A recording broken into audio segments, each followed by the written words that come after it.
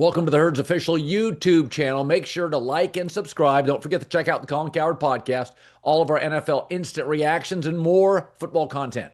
Nick Wright joining us on a Tuesday. First things first. All right, Eagles not in. I'm not judging rosters. I'm judging how are you today. I don't love Buffalo. They should have lost, and I don't like what I see from Philadelphia. Any major complaints? Well, I agree with you on Philadelphia. I disagree with you on Buffalo. Let's start with Philly. You can't be the quarterback who might be limited, but always wins and never turns the ball over, and then have a 3-game losing streak because you keep turning the ball over. Like, that doesn't work. Other quarterbacks can get away with some rough moments because their high moments are what carries you. That hasn't been Jalen. And I am really concerned about the Eagles. And I've been saying this all year, the last half of the year, when there seems like once again there is some real uneasiness within the locker room about the offense, that for different reasons, but a very similar timeline, this reminds me a lot as a player and seemingly as relationship with his teammates of Russell Wilson in Seattle. A little. They both went to 2 Super Bowls. Russ won the first, lost the second. Jalen did it in the reverse order. They're both excellent deep ball throwers and efficient short throwers, struggle in the intermediate stuff, dynamic with their legs when they want to be, yet didn't seemingly get all the credit for the championship, and also there seems to be a real disconnect between the player, the quarterback, and the rest of the locker room. Yeah. That came to a head in Seattle, and I think it's coming to a head in Philadelphia. Yep. And that interception last night, Colin, not that one or this one or the next one, the other one, the last one. Yeah. You can't make this mistake on 1st and 10 in overtime. Nope. You just can't. And so, I know what his record is, and it's unbelievable. And Jalen, to his credit, is a great big game quarterback. Great. We've seen him play excellent in 2 Super Bowls. But I also know what Sirianni's record is, and it's alongside John Madden for the best winning percentage for a coach start of his career. I don't trust Sirianni to get it right, and I don't think an inflatable bunny in the locker room fixes it. Yeah, and I think... if I sound a little extra harsh, sorry to keep ranting, it's because misery loves company, Colin, and if the Chiefs are going down, we're pulling a lot of teams with us. Well, yesterday we were all concerned at Fox Sports when I turned on your show and I saw a stretcher come out. Now, you did have a pack of smoke, so that let me know you were still breathing. But there was a lot of concern here. Explain, it was a rough weekend for you.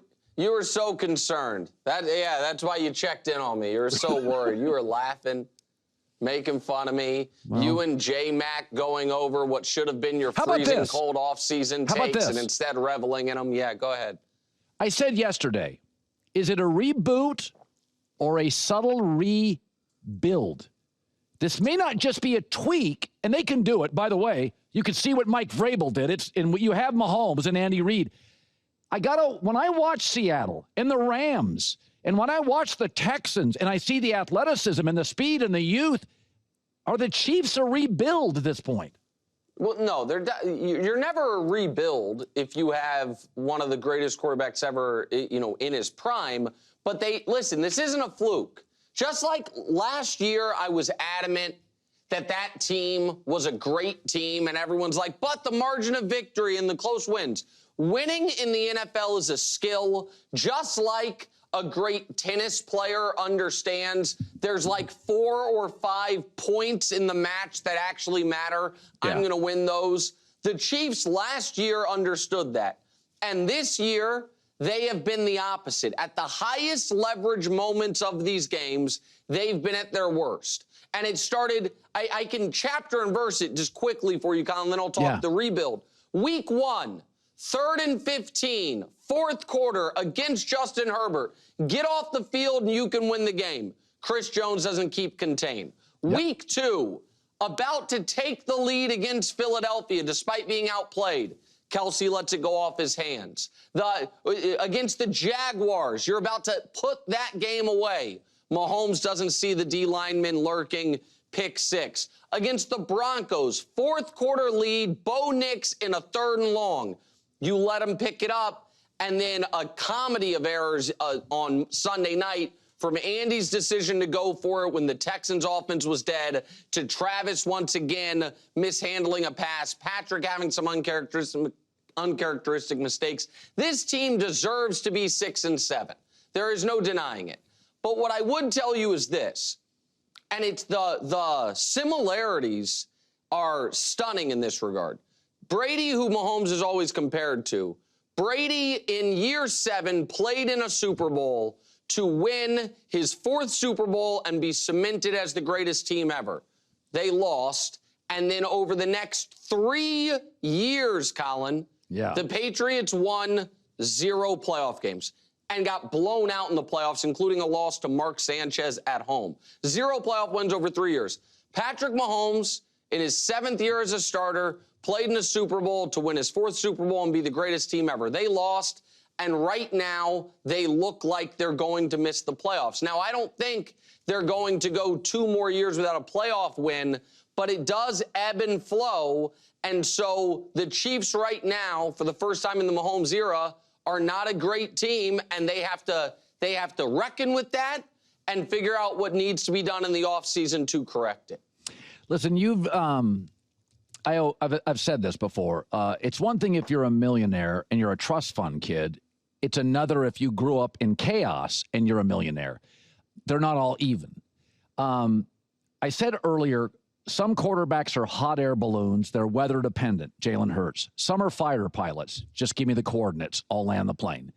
Herbert has an atrocious O-line. They've been on a 3rd string running back.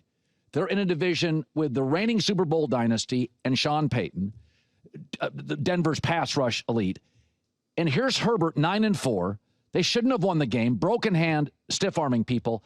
Listen, I know he doesn't have the pelts, but even you last night watching Herbert, 9-4, weren't you a little impressed with him? A little? Well, listen, I'm not anti-Justin Herbert, first of all. Second of all, last night it's such an here is my issue. Now, I know I'm talking to a guy, and I don't know if we can put Colin back on the screen, but who, all of a sudden, new age Colin Cowherd, you said, I know he doesn't have the pelts on the wall. I don't think Colin Cowherd believes in walls or pelts or anything. Yesterday, I heard you call Josh Allen the greatest player in the history of the sport. A guy who's played, your friend, a friend of yours, a personal friend of yours, Tom Brady, went to 10 Super Bowls. Josh Allen's been done. You're like, Josh Allen's the greatest player I've ever seen. So listen, I know you're very new age. It's, the it factor.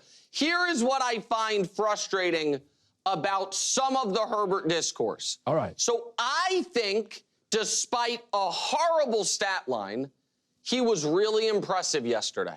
Yeah. Despite the fact that half his yards came on a dump off to Kamani Vidal, I thought his toughness, his running, the circumstances, that was impressive. But I feel like I'm allowed to think that way because I was not also being like, hey, I know they lost a game they had no business losing, but did you see how many yards Justin Herbert threw for and how pretty the throws were? The folks who for years have been the biggest Justin Herbert defenders that are like, yeah, wins aren't a quarterback stat. What are you talking about, clutch? Like, just watch him throw. Are going to, now with yesterday, they'll be like, yeah, I understand he had a passer rating of 40 and threw a bunch of turnovers, but man, the guy sure knows how to win, doesn't he? Like, you got to pick the lane here. All right. And so that's my frustration there. I also, you know what we're staring at, Colin? Herbert versus the Prince in the playoffs again. We're still right down the barrel of that gun, and I'm excited to see it. I said about Shedeur Sanders is that I understood the Tebow delusion. He was winning, and there was the Christianity connection. With Shedeur, it's almost like the trend 6 and 7. You can try to explain it to me. I don't get it. He's not winning. Sure. He seems like a nice enough kid. the conspiratorial feel, the conspiracy theory stuff, Dylan Gabriel set a college record with starts. He was more ready to play early, but Shedeur's more talented. That's it. Or am I missing something? This belief they're trying to bury Shedeur. I don't culturally get it. What I got Tebow. Shedeur's much better than Tebow. I don't get the animosity towards Stefanski. What am I missing? Well, I mean, I've said this now for a couple days. Don't assign to malice what can be explained to stupidity. I don't think it takes a conspiracy to get to where we've gotten with the Browns' handling of the quarterback position. I think the simpler answer is Kevin Stefanski might make some really poor decisions. And the two-point conversion was a poor decision. Whenever you make a play call that is so bad and goes so poorly that people's only explanation is you must be intentionally sabotaging your team, it means that's probably one you would like back. And it does, listen, I don't buy the conspiracy piece of it.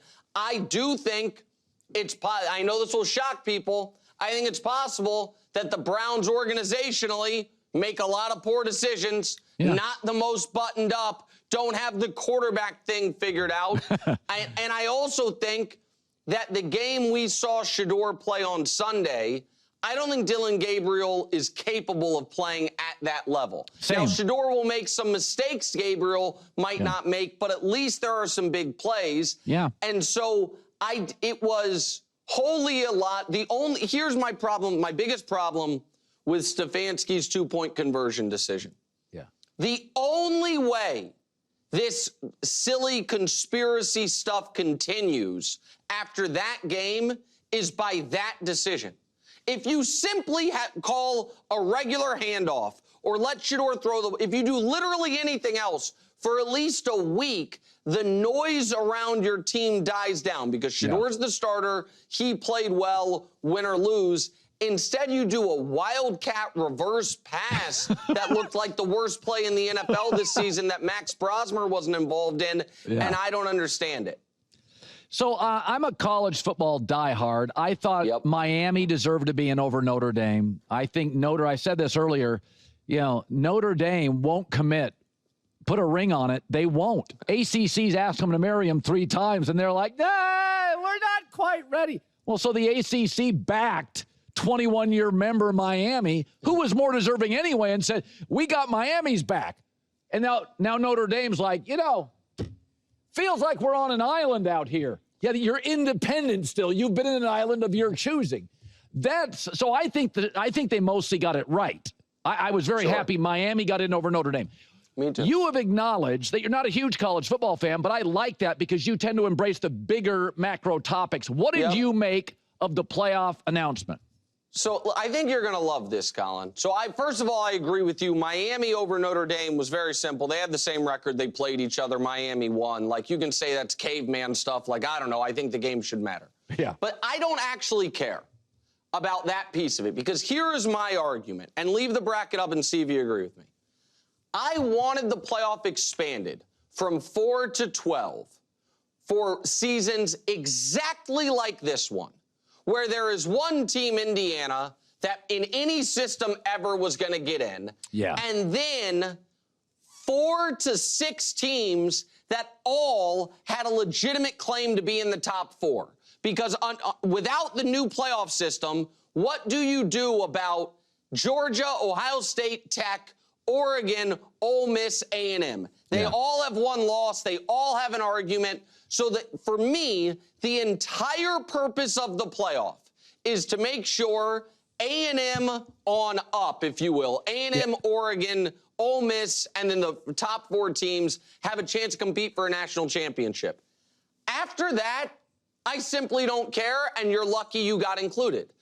Everyone who is not a no-doubt inclusion doesn't get to complain. The playoff was not created to make sure the 10th best team in the nation can have a chance to win the national championship. The playoff, for me, was created to make sure a team that actually might be the third best team in the country doesn't get left out because they're fifth-ranked Oregon. That's what. So I think they got it right, first of all. I actually might have considered Notre Dame over Alabama, but forget that.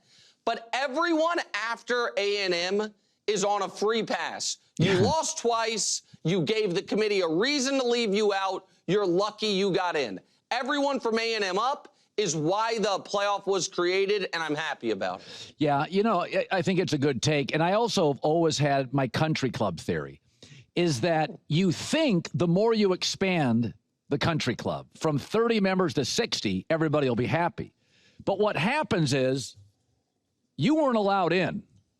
And then your neighbor gets in as the 60th person, and you're like, I make more than him. I'm a nicer guy than him. I've lived in the community longer. I'm a better golfer. The more you expand the playoff, the surlier the arguments get. If it was two teams, you'd be like, well, Indiana, and then you have one argument, Ohio State or Georgia. So I think what happens is when we expand playoffs, we think it's going to dim and lessen the arguments. The more you let into the country club, the more people go, well, my neighbor got in. Well, how do I not get in? It expands the argument, but what I like about it is it makes the argument have less gravity. Because if it was still four teams, there is a really, like Texas Tech versus Oregon is a really, really hard call. Yep. And Ole Miss and A&M, while I think they're a cut beneath Tech and Oregon, would feel like, wait a minute, why aren't we included? And so expanding it the way they have, I think is really smart. I would not expand it any further. And I also do like the fact that Duke didn't get in just because they won their conference championship. Like, if we're going to put a team in that has no shot of winning the whole thing, having it be a one-loss James Madison as opposed to a five-loss Duke, I like that a lot. Yeah. By the way, because of HIPAA laws, we can't tell you what was wrong with Nick Wright yesterday, but the video is so dramatic. Let's show it again. Broken heart, Colin. That's what's wrong. Broken heart, and I'll tell you one other thing, because I might have to hit you off the air for, you know, a bridge loan. It's also, I'm going to send this video to all my creditors after this football season because I'm being reminded that all my preseason futures bets, I tied and the Chiefs making the playoffs to them to get a little extra juice. And now all that's coming due on me, buddy. I'm in a rough way. I'm in a rough way, my friend. Well, Sam Darnold can still win a Super Bowl, so I'll be the medic that saves your life. That's all I know. Thank God. I appreciate it, buddy. But as more than that, I just need some money. Talk to you later, Colin. All right, Nick Wright, first things first. Very funny show yesterday. Yeah, you expand the playoffs to me, and everybody says, okay, that'll solve it. No, it just opens up more arguments. I think we had an amazing college football season. I loved it. I thought the committee mostly got it right. And if you want to expand it, I'm fine with that. I think the one thing I'll say is everybody kept telling me blowing up the Pac-12 would ruin college football. Didn't. NIL would ruin college football. Didn't. Transfer portal was bad for college football. Isn't. They're not perfect. I mean, the transfer portal feels sometimes moving a little fast for my taste. But coaches are moving all over the place. Lane Kiffin's leaving in the middle of the night. So if players leave, they leave. Good stuff. It's the Herd. Yeah, you'd think Notre Dame, they got so many smart people at the university, would get how petty, small, whiny, and bad they look this week. So their athletic director, and Notre Dame, I've always been a fan because they ask their kids to go to class. It's hard. It's very academic. The religious umbrella, it's rural. It's in the middle of nowhere. It's not easy to win. It's not glamorous. The weather's lousy in the winter and sometimes the fall. Like, I respect them. But they always love being independent, on their own island. And yet now they won't commit full-time to a conference. Now they don't like being on that island. Here is Pete Bavacqua, the AD on the Dan Patrick Show, not liking the fact that at the ACC seemed to promote Miami more than, half member Notre Dame. Just we didn't appreciate the fact that we were singled out repeatedly and compared to Miami. But it raised a lot of eyebrows here that the conference was taking shots. We were mystified by the actions of the conference to attack, their biggest really business partner in football and a member of their conference in 24 of our other sports. They have certainly done permanent damage to the relationship between the conference and Notre Dame. Yeah, what relationship? You're dating. The ACC has proposed to Notre Dame 3 times, and they won't say yes. You've heard the song, Put a Ring on It. I mean, you won't even allow the ACC to meet your parents. Sorry, Notre Dame. It's a bad look. Notre Dame has loved their independence. Last time they won a natty, there were 25 independent programs. Now even BYU figured it out, join a conference. So if you had a therapist, this would be called gaslighting. You're making something up. You won't commit to the ACC. Miami's been a 21-year fully committed member. They put a ring on it. So don't be shocked if the ACC is like, yeah, we think Miami beat them head-to-head. We're going to push for Miami. So this idea that Notre Dame, people that love their independence, guess what? When times get tough, you want that conference behind you.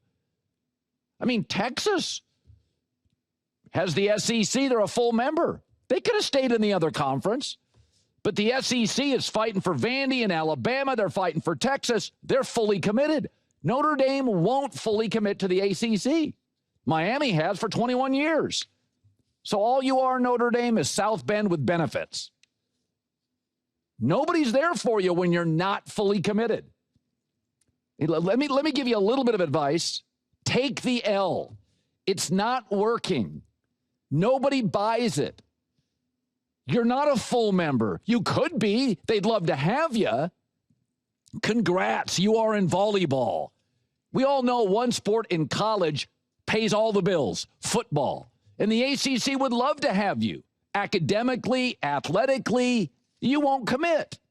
Here's how Vanderbilt's Clark Lee, the head coach, here's what this university and this coach said when they, like Notre Dame, just missed being voted in.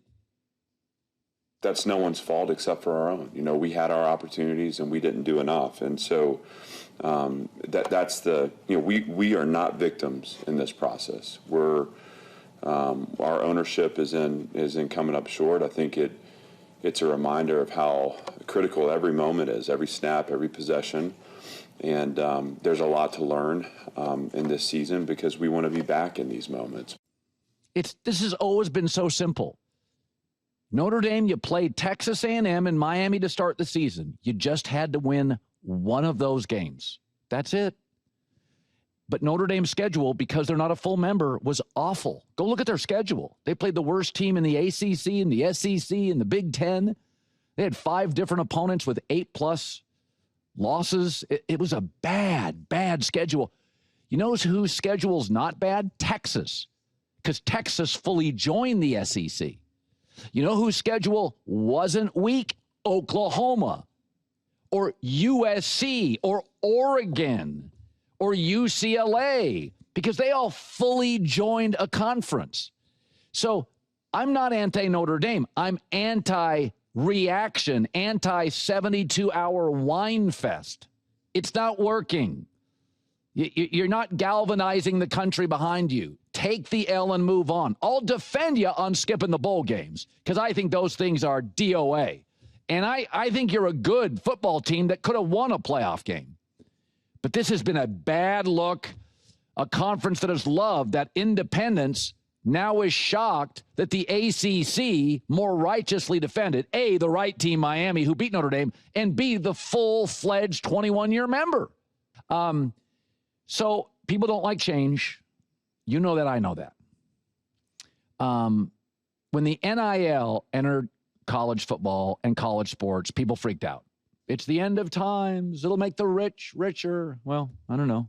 Seems to me Indiana was not a powerhouse in college football before NIL, and Vandy, little old private school Vandy, wasn't nearly this good. The NIL has done 2 very positive things. Number one is it's paying college players who before the NIL often went from broke to rich as a pro athlete. So it's dipping their feet in financial waters, gives them some financial responsibility, gives them some financial education. I like that. I like college guys getting a little bit of money. In most cases, most guys are making less than $10,000 in college, but it gives them a little taste of money. They can grow with it, not enough to get in trouble like sometimes pro athletics does. So I like that about it. The second thing I really like about it is that a lot of these college football players who are even good, they're not ready for pro football. So there's a story today that Fernando Mendoza has locked up number one and that Ty Simpson may stay at Alabama. I think Ty Simpson needs to stay at Alabama. I think there's an argument Dante Moore needs to stay at Oregon. Now, Fernando Mendoza, that's a NFL quarterback now. He's just playing on Saturdays. 6'5", big arm, timing, accuracy, grateful, tough kid, great story. Fernando, there's like 5 or 6 guys in college football that you watch, and they're essentially pro players now. They're just playing on Saturday. The Notre Dame running back, Jeremiah Love, that's a pro player. He's playing on Saturdays. Arvell Reese, the linebacker for Ohio State. Caleb Downs, the safety for Ohio State. Ruben Bain, the rush end for Miami. That Ruben Bain's a pro football player. He's just playing on Saturdays, and they're taking care of him at Miami. There's a handful of guys every year you see. There's about half a dozen. You're like, yeah, that's a pro. He's just still in college, and those guys now get paid. But I think what's really interesting about the NIL is that Dante Moore at Oregon could make $4 million next year. Ty Simpson at Bama could make $3.5 million. So what it's going to create, this is interesting, J-Mac, it's going to grow the middle class of quarterbacks. People ask, who's going to want Kyler Murray? Several teams, because only one surefire quarterback is coming out of college. Who's going to like Daniel Jones? Look, the Colts do. Who's going to like Mac Jones? So it's one thing for Darnold and Baker Mayfield to get a second or third chance. I do believe both are elite quarterback talents. I don't look at Daniel Jones or Mac Jones like that. But I think it's fascinating. I like the NIL giving some really talented college kids a little bit of money. Some will make $1 million. Most don't. It gives them a sense, some responsibility before they go from, it was 10 years ago, college guy broke, college guy rich. That is a lot as you're moving to pro basketball or football. I'll give you an example. The NIL has helped college basketball. Guys like Zach Edey, Purdue, stayed one more year in college. Well, Zach Edey's become a very good pro. That year of maturity. Remember, boys, men grow frontal lobe, whatever it is. They grow up slower. They mature more slowly than girls. So I think the NIL, everybody thought it was going to be the end of the world. Well, Vandy and Indiana are now really, really good football programs. They weren't before. I mean, Vandy feels like they just signed a 5-star quarterback. That's not Vandy football. It's an academic powerhouse. So I also think by having these college kids like Ty Simpson and Dante Moore potentially stay in college, you'll have fewer NFL busts at quarterback. So it's a win-win for the kid, a win-win for NFL, and it's a win for the middle class of quarterbacks, the Mac Jones, the Kyler Murrays, the Daniel Jones. You're going to see more of those, and hopefully Kyler Murray gets a better situation than Arizona. And Daniel Jones definitely got a better situation with Shane Steichen than the New York Giants. And I think Mac Jones, hopefully he gets a better situation than that mess that was Belichick in New England. So there you go. We fear what we don't know. We fear what could pull away from us, and nobody like the NIL. The kids are winning. I think the quarterback situation, the middle class situation in the NFL, they'll win. You'll have fewer NFL busts at quarterback. You'll get more starts in college, easier for pro teams to evaluate the college quarterback. I like it all the way around. Welcome back. Are you doing that Laker controversy story? Why are you teasing the good stuff, bro? Come on, save it. Jeez. I'll tell you, have you seen the NFL schedule next week? Oh, my. Wait, next week or this week? The coming up this week. This week has 5 double-digit favorites, I think. Maybe a 6th. Rams, Lions. Okay, well, that again, it's like Fox is on a heater. That one is a great game. Yeah. Hey, do we have the rating in for Green Bay, Chicago this weekend? Yeah, 75 minutes. No, I'm just saying. I'm telling you, that thing was gripping. It was everything. Traditional rivals, cold weather, close game. What was more gripping, that or the World Cup bracket reveal in the pools? That was fun. We liked that. That was great. Yeah. J-Mac with the news. No. Turn on the news. This is the Herd Line News. We got some breaking news out of Indy, Colin. Yesterday we talked about Phillip Rivers. This is nuts. Maybe going to the Colts. Well, it's official. He's been signed to the practice squad. Yes, 44-year-old Phillip Rivers. He's a grandfather. Did you know this? 44 years old grandfather. He played old when he was 36. Bro, so he's older. According to the staff, he's older than the head coach, Shane Steichen. I don't even know what to make of this. Now, here's a reason why he signed. Riley Leonard is the number 2, but he's hurt. Anthony Richardson's on IR. This is how crazy their season's been. He was working with bands. I know you go to the gym and use those bands. Yeah. It snapped back and broke his orbital bone, like early in the season. He's out. I mean, I think it's dangerous to put Phillip Rivers on the field in Seattle. The line has ballooned to 13.5. Colin, this is, when I say dangerous, I'm not kidding. I joked on social media. This is like when Apollo Creed went to fight Ivan Drago in Rocky IV and literally got killed. I mean, Phillip Rivers hasn't played football in 5 years. Well, he's big, thick, strong, smart. Bro, he can't move. You talk about Dexter Lawrence in that defensive front. Those guys are nasty. DeMarcus Lawrence. DeMarcus Lawrence, sorry. You look at that, honestly, the front seven of Seattle, what they've done to some quarterbacks. Okay, hold on. I want to read this. The staff just sent me this. Colin. Other quarterbacks who have played at 44. And I remember this. George Blanda with the Raiders. And athletes are in much better shape now. Warren Moon, Chiefs 2000. Vinny Testaverde, remember that. Tom Brady, Buccaneers. Yeah, but the defenders now are bigger, faster, and stronger. They're scary. I'm just telling you, man, this is not a smart... I'm surprised the line isn't like 20. Well, remember, the Seahawks have the Rams next week on Thursday Night Football, so they're not going to give a max effort. They'll power down once this is 24-6 and then just coast. So first of all, I love Phillip Rivers. I love that he's like, saddle up, let's go. Troy Aikman told a story. He was retired for like 4 or 5 years. People came after him when he was retiring. Well, remember, Frank Ragnow, the center of the Lions, tried to come back, and they're like, "Oh, you have a torn hamstring, bro. You can't play football." No, I think the fact that Rivers passed the physical is impressive. I bet you Matt Ryan's been called. He just retired a couple years ago. He's in the booth with. I guarantee you, Matt Ryan got called by somebody. Phillip Rivers. You're telling me there's no young guy you would feel? I mean, Josh Dobbs. What's he doing? Okay, remember. Is he working at NASA or something? Well, remember, it is week 15, so there's just a lot of beat up quarterbacks. Yeah. And I've argued for years the NFL needs to expand its roster to carry another quarterback somewhere. I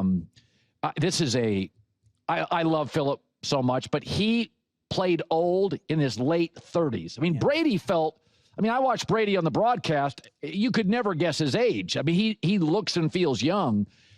This is it's going to make me watch. So the Colts are fighting for their playoff lives. The schedule is tough. Colin, they're not getting in the playoffs. It's over, and that Sauce Gardner deal will look horrible. He's out with the calf still. I mean, look at the schedule. Where's the win here? Who are they beating? No, this schedule is brutal. I don't want to see Phillip Rivers against Salah. That's the toughest last month in the league. It's certainly up there. The Chargers have a tough one, but this is like the Niners and Robert Saleh. The Jags have some edge rushers, and the Texans, as shown against Patrick Mahomes, you don't want to face them. All right, let's move on to let's go to another team on the West Coast. That's the Rams. They slaughtered the Cardinals. Really easy dub, 45-17. Puka Nacua is having an absolutely unbelievable. He and Devontae Adams are the best 1-2 in the league. Yeah. Jamar Chase Higgins, too. Those two are both Pro Bowlers. Yeah, for sure. Here's McVay on his team's performance in the blowout. I thought the guys did a great job. This is a mentally tough group. This is a resilient group. You got to earn it. And I thought they had a great week of preparation. I thought even just the maturity of even some of the stuff where I wasn't around a little bit just because of what I was dealing with, just the way they handle it. These are grown men, and they do such a great job of, this is a player-led team. And really, I can't say enough about what a great job our coaches do. I don't mean that to be minimizing them at all, but we got a lot of really great leaders in that locker room. And they are healthy. Jason, they're usually this time of the year you're banged up. The Rams are hot, hungry, healthy, and When that ball gets rolling with that offense, they are a machine. I mean, Kyron Williams, Blake Corum. Now, Blake Corum's playing. Now, we thought last year, now didn't he break his wrist? He had an injury, but he had a couple fumbles, too, that they were like, Now, Blake Corum has arrived. He's nice. And now the Terrence Ferguson, the tight end out of Oregon. They don't miss on a lot of their draft picks either. We don't like to fire coaches here, but a lot of Arizona fans are like, yo, it's over for Gannon. I mean, that was listless. Terrible performance. Final story. This is the one you were teasing. Oh, boy, I don't love this, Colin. Rich Paul is LeBron's guy. They've been tight forever. He's his agent. He went on a podcast and said a lot of stuff. Now, the conspiracy theorists will say he's a mouthpiece for LeBron here, but you watched the video during the break. The Lakers, remember, are 17-6, second in the West behind OKC. That's true. Rich Paul was like, yeah, I don't really think we're contenders. Here we go. I personally don't think the Lakers are good enough to be contenders right now. Not right now. When you say contenders, what do you mean? I don't think they have enough to get to the Western Conference final. I don't think they have enough to get to really contend from that perspective. So right okay, now. as currently constructed, you don't love the Lakers' chances? No. Now, I totally agree. They're not good enough athletically on the wing. They don't have good offensive teams will eat them alive in the playoffs. When you can play a team 6-7 times, you know this. It's difference between going on a date and being married. And when you're married, you argue about stuff because you're around each other all the time. The Lakers are a hard team to prepare for because they're so good offensively. Redick, Austin, LeBron, Luka's the best offensive player. So when they just come into town and you get one prep film session, it's like they're a handful. But if I play the Lakers over the course of a series and I can go, they can't defend the wing, and LeBron's going to give you, at this point, maybe 2 really good games in a series and 3 or 4 average games in a series, Luka, you can pick on him defensively. They have no rim protector. So this happens all the time. Remember those Houston Rocket teams with Harden? You're like, they're amazing in the regular season. Harden doesn't defend. So I think Chris Paul's, you think he's picking on who? So if you watch the full video, essentially Rich Paul is being a mouthpiece for LeBron and saying, we don't have enough right now. We can't defend on the wing. We're not athletic enough. And this is coded about Austin Reeves. And it really sounds, a lot of Laker fans are angry right now that LeBron and Rich Paul are trying to get Austin Reeves moved for Giannis. Bring Giannis here, then we'll have enough to battle OKC. Colin, I don't like this at all, okay? The Lakers love Austin Reeves. They love him. They don't want to trade him. Now, if you bring on Giannis, that's another story. But the reality is, this is not what you need when you're 17-6 and second in the West. This is now a diversion. This is all the Lakers are going to be asked about. LeBron's, of course, saying all the right things. I love Austin. That's my guy. Why would your best friend and agent come on here and say the Lakers are not good enough when they're 17-6? Well, because they're not. That's called contextualization. Rich Paul is saying, don't be fooled by records. It's like in the NFL. We say this all the time. Everybody goes crazy. The Miami Dolphins are on fire in Miami. It's September. They're not built for late in the season, though they're playing well now.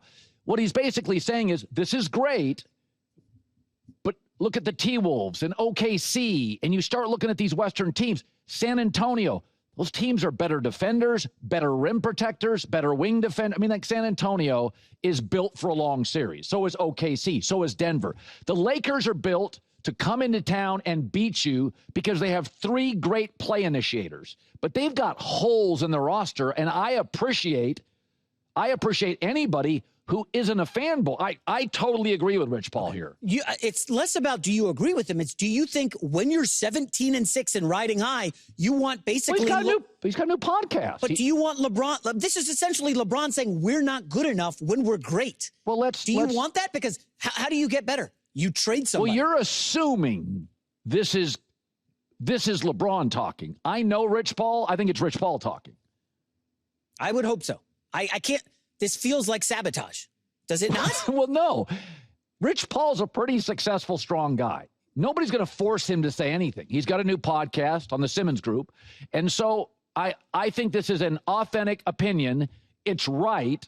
Some of the advanced stats tend to agree. They're not great with the point differential. I'm just telling you, offensively, they can hang with anybody. They've also had LeBron, Reeves, and Luka for 5 games together? Can we give it a little more time to breathe?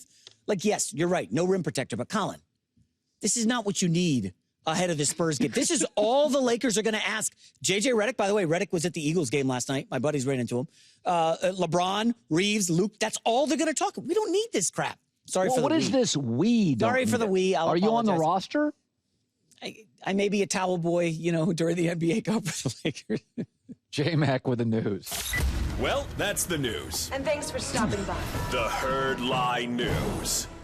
This week in the NFL, I'm telling you, man, we get so there are so many good rivalry games coming up. Live in LA, it's the Herd. Welcome back. Urban Meyer's getting into the College Football Hall of Fame tonight in Las Vegas. It's reportedly legal to gamble there. It's not a gamble when we bring Joel Klatt on. He is fired up. I got to tell you, I wouldn't put Tulane or James Madison in, but I'm an elitist. Other than that, I kind of liked it. Alabama, people can argue. Listen, I normally try to defend the little guy, with you, and I try to not be the elitist. But I got to tell you, I think I'm an elitist as well, because I don't. There's no reason for Tulane and JMU to be in this thing. Here's the truth. All right, Colin. The truth is that the group of 5 or 6, whatever you want to call it now, as conferences have changed around, the only reason that they're included or have access to this playoff is to avoid litigation. It's to avoid an antitrust lawsuit. Yep. That's the only reason that they've got access to this, is because of the over litigious nature of what's gone on in college football through the last 2 decades. Yeah.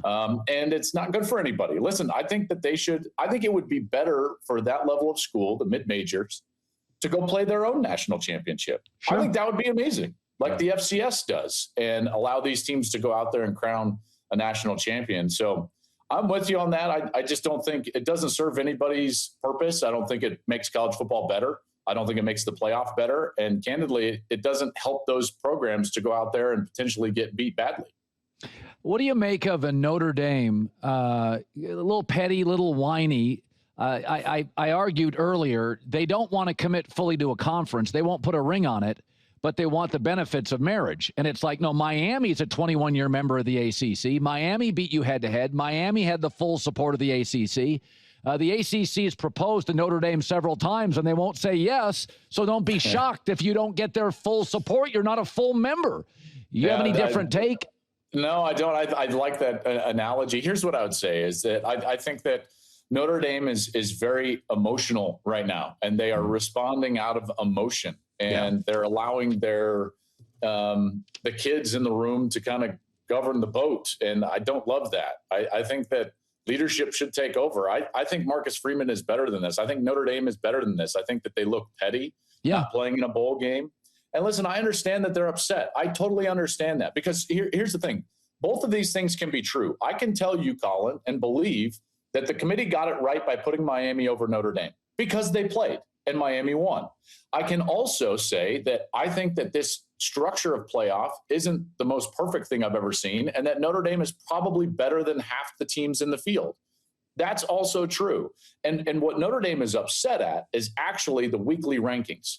They're upset that they feel like the rug was pulled out from under them, because if we actually just would have seen this ranking at the end of the year without seeing any other ranking week to week, we would have thought to ourselves like, yeah, that kind of makes sense. Yeah. We understand that head-to-head has to be a thing. So they're upset at the ESPN show. They're upset at the weekly rankings. They're upset at the committee. And yet the fault in all of this, it's not the committee's fault.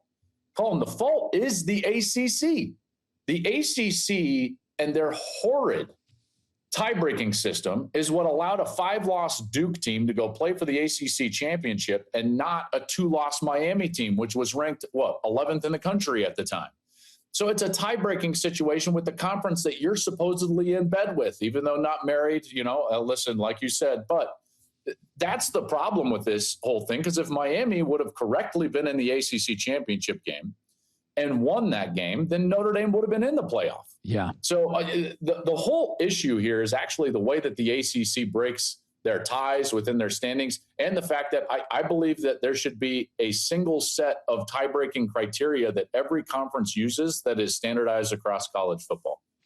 I was a little surprised that Indiana's defensive front bullied the Buckeyes. I thought it would be a good battle, but they kind of bullied them. Ohio State couldn't run the ball.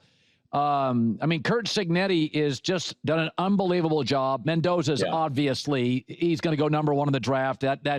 He just separated himself between the Penn State game and the Buckeye game. As you were doing the broadcast, did you feel, this is not a knock on Indiana, did you feel, because they just beat Michigan, they're national champs, they're looking to the playoff, did you feel you got the full playbook from Ohio State, or did you think they were a tad cautious going into the game? I don't think cautious is the right word. And in fact, I'll just give you not even my words, but Curt Cignetti's words.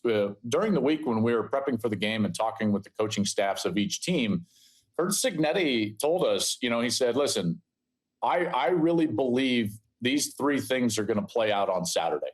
And he said, number 1, we are the more fresh team because we had a late bye. Meanwhile, Ohio State's been on the run of playing 6 straight games. So he says, we're a more fresh team than Ohio State. Number 2 is that we are not as distracted as Ohio State. They've got an assistant that's going to be a head coach, and Brian Hartline was going to South Florida. They had these recruiting battles on Wednesday with the National Signing Day, and he felt like his group would be more focused than Ohio State. And then lastly, he said, and we're hungrier than Ohio State. And I said, oh, interesting. In what way? And he said, because everyone's going to tell them this week how great they are for finally beating Michigan. Yeah. And our team, all they're thinking about is last year when we lost to Ohio State in the shoe, and that sticks with us a little bit. Yeah. And he said those things, and Colin, those things played out. Yep. On Saturday night. He was right. Yep. To his credit, he was right. And I'm certain that both of those teams are going to have a lot of success in the playoff. Because I think we saw the 2 best teams in the sport. Yeah, I do too. I don't know if Georgia, I'll be honest, I don't know if Georgia can move the ball much on Ohio State or Indiana. I'm not sure they can. Yeah. I don't know if they can.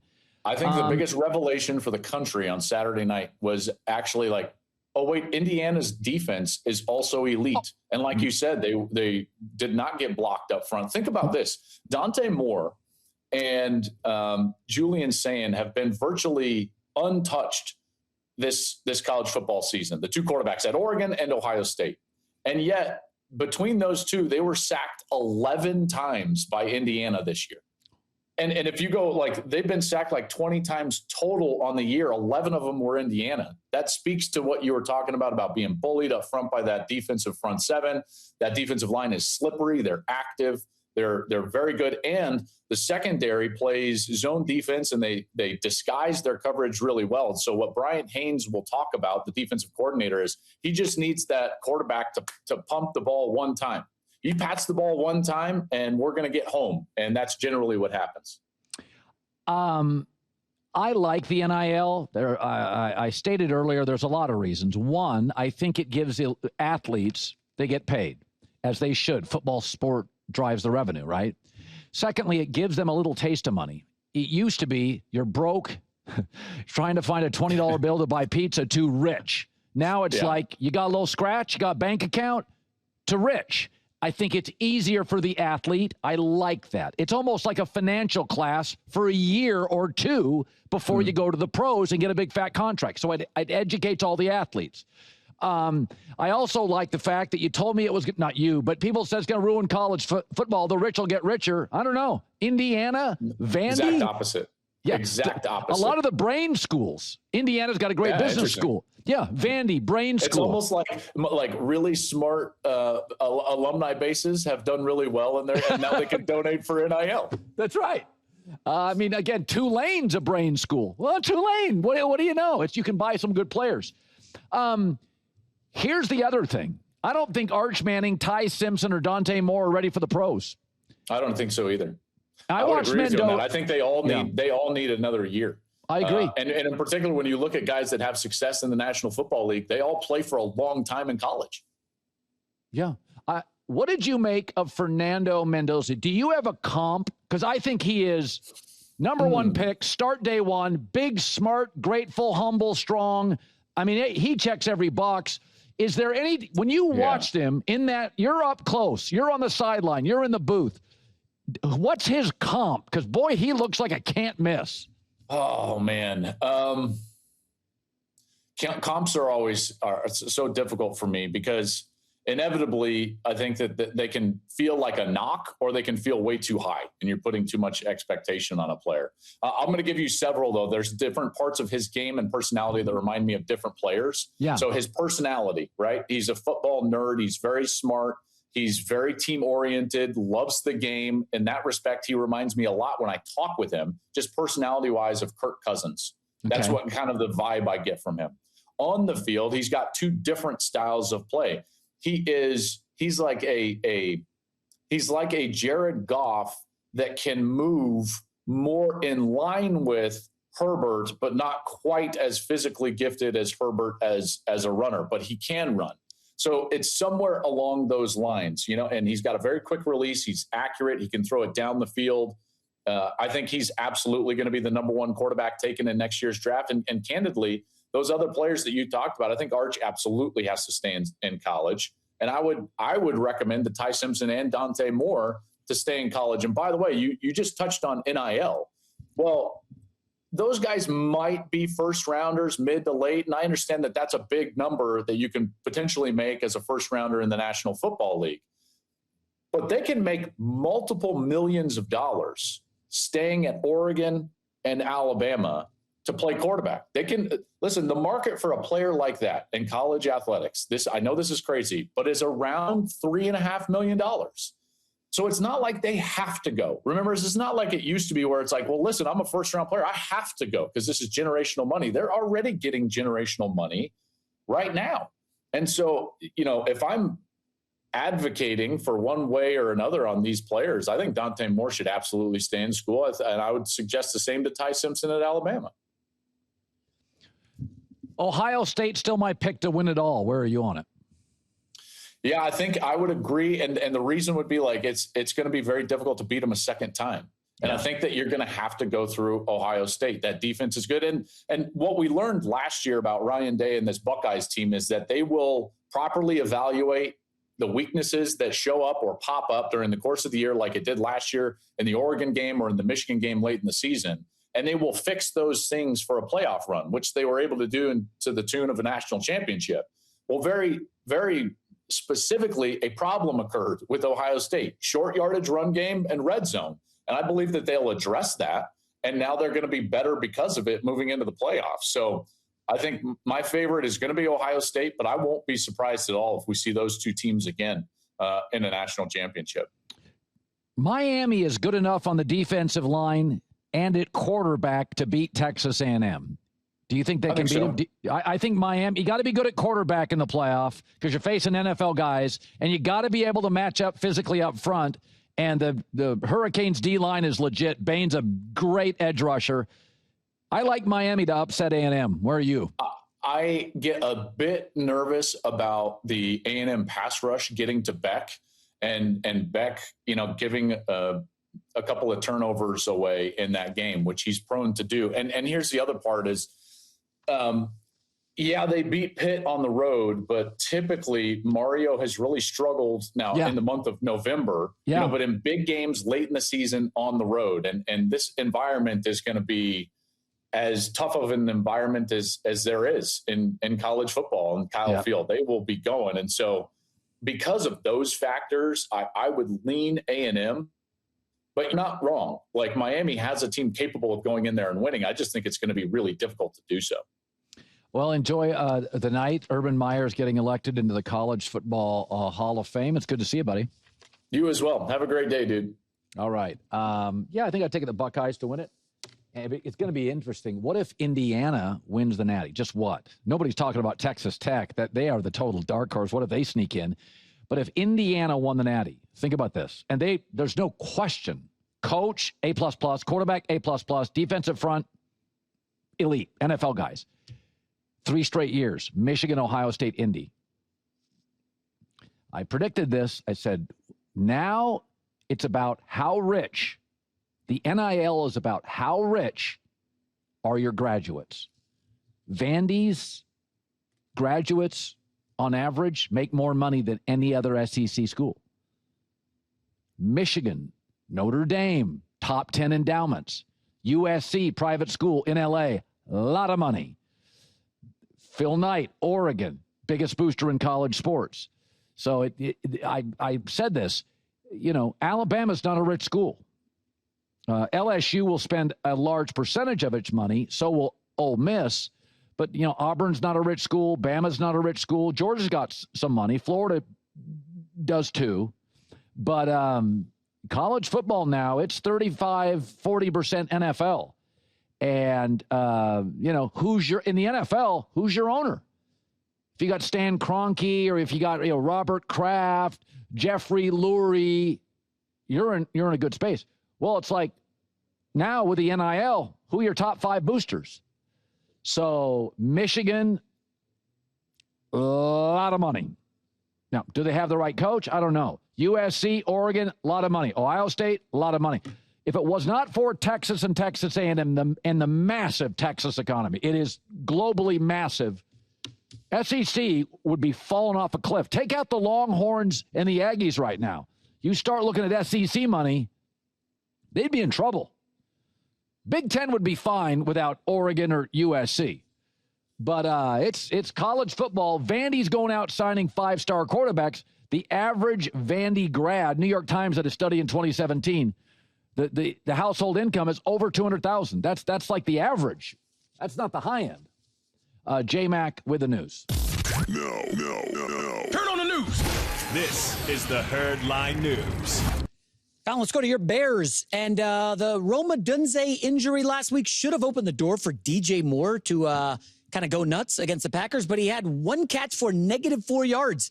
I haven't started him in fantasy for 2 weeks because, it seems like something's amiss with DJ Moore and Caleb Williams. Well, Ben Johnson admitted that wasn't the type of performance he was expecting.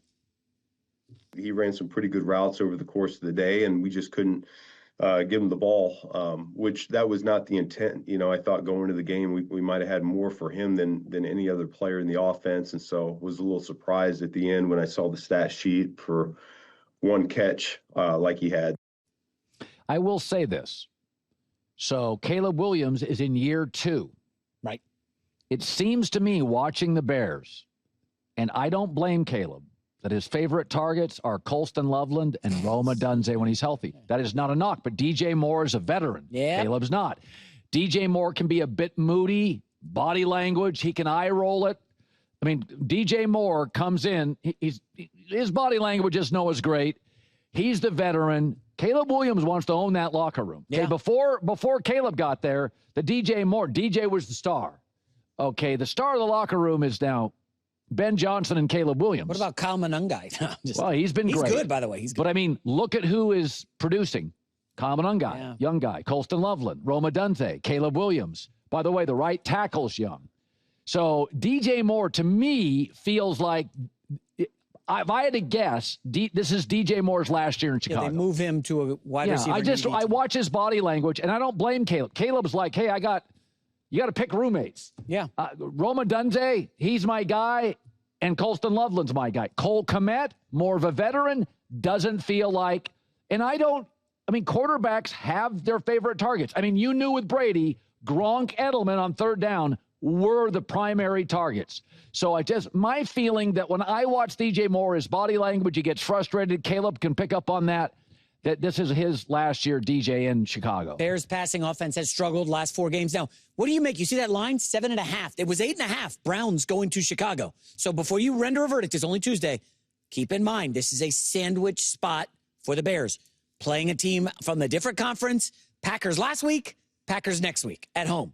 Very easy to look and be like, oh, Shedeur, we got this. And overlook this game. There is some money coming in on the Browns. There's no question. If you look at the last 4 games, this one is the irrelevant one. Green Bay's the biggest. Detroit's the second biggest. Now, I know Tony Pollard went nuts last week against his run defense, but they're elite. I expect they have a lot of injuries.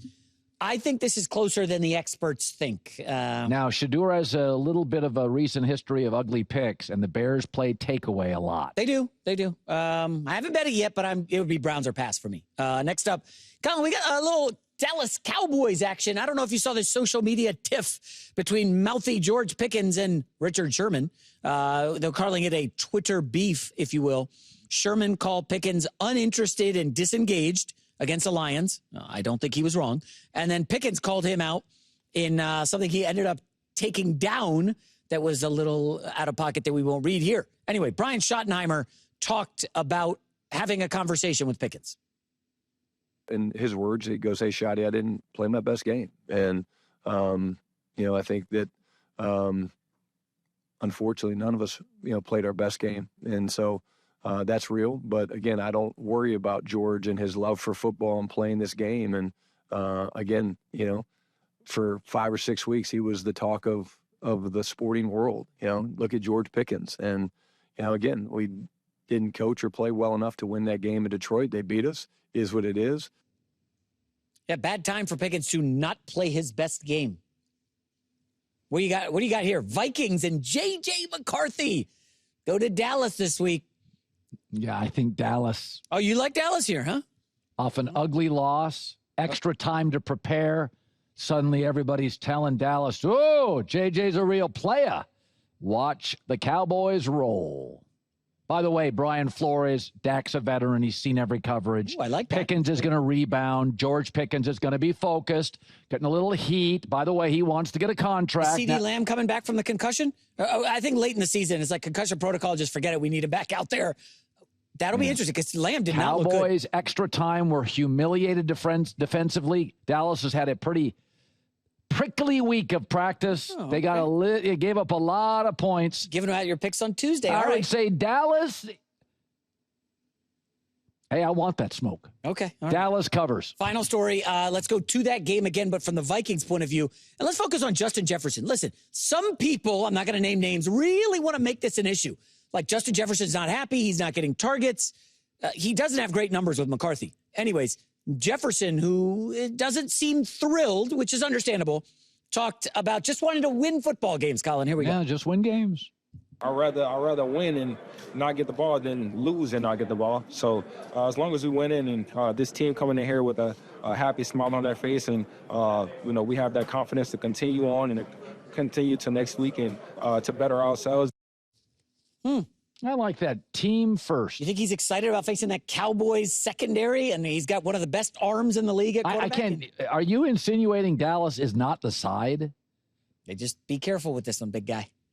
The Dallas defense, really? Hey, I don't live in the careful lane. That's not my life. You're a risk taker. I know. You're I'm a like maverick. Sam Darnold. I'll throw a few picks, but I'm going downtown. So you're saying Dallas for sure. I would just be careful here. McCarthy looked very good settling in against Washington. Come on. Jordan Mason pounding the rock. You're not even being serious. I'm dead ass, as the kids say. I can say that, right? Oh, you just did. Sorry. J-Mac with the news. Well, that's the news. And thanks for stopping by. The Herd Lie News. Yeah, the games this week are really good. It is funny with the college football playoff. I think we ended up, just Tulane, James Madison, there'd be lawsuits that they weren't allowed in. But all the moves that college football made, disbanding the Pac-10, Pac-12, the NIL, the portal, it's rough. It's different. It's for traditionalists, it's difficult. College football, go look at the ratings. College football matchups this year. It started with Ohio State and Texas. It was just a great season. There was drama with Lane Kiffin. There was drama with the college football playoff committee. We had a great season. Indiana, Ohio State, that's as good as it gets. So I think the playoffs interesting. I think all the teams that need to be in are, and I think Vandy and Notre Dame had to win one more game, and they didn't. It's that simple.